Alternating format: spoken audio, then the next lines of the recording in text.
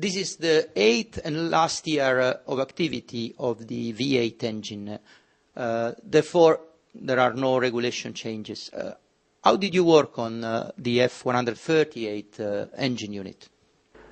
As most of you know, we are not allowed to make direct modification to the engine to improve performance. So we worked mainly on improving our reliability. Thanks to the analysis we have done during winter tests, disassembling all the engine we used during 2012. This brought us to an improvement on reliability and also a reduction of costs. But it has to be said also that in F138, the engine has been modified, especially in all the connection part between engine and chassis, engine and gearbox. This to make the engine better as a car component. Concerning performance, we mostly focus on fuel development. This also thanks to the technical activity we are doing together with our partner Shell. From lubricant point of view, we mostly focus on reducing the performance degradation that any Formula One engine is experiencing. Our target is to provide our drivers with an engine that has more performance in the second and especially in the third race, because several times during the season we need to use an engine on the third race. On the electronics, is there any news from a regulation point of view or technical point of view this year? There are not big changes from a regulation point of view, but also from the electronic side we worked a lot, mostly to decrease the weight of the electronic system in the car. To do this, we had to develop special innovative solution on the electronic system in the car. It has also to be reminded that this year we'll introduce for the first year the TAG 320.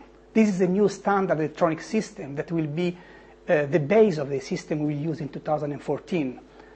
Having a new electronic control unit means new software, verification of new software in the lab, in the test cells, and also a lot of development on programming tools. So this was a big work our electronic department did during the winter. Updates on care side? On the care side, we have not big evolution. We are still convinced that the solution we adopted since 2009 is the best for the Formula One. I mean, a compact system, everything assembled in the same unit under the fuel tank. Anyway, we decreased the weight and the volume of the system. This was possible only increase the efficiency of the system.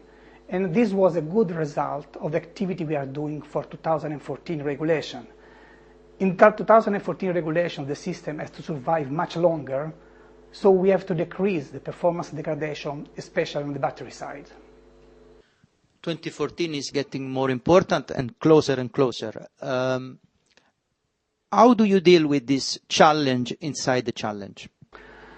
The challenge of 2014 is really interesting, and Ferrari has really a lot of interest on developing this new technique. We think also that there will be a very important carryover to GT car production for this new regulation. It's a big job. It's not just designing a new engine or a turbo compressor. It's a complete new system, new way of thinking and developing it, new tools to test it. And for this, we are really upgrading our people and our system. It's difficult since now we verified ideas, hypotheses we put in place some months ago, but now we are ready to finalize the design of the system that should drive our car next year.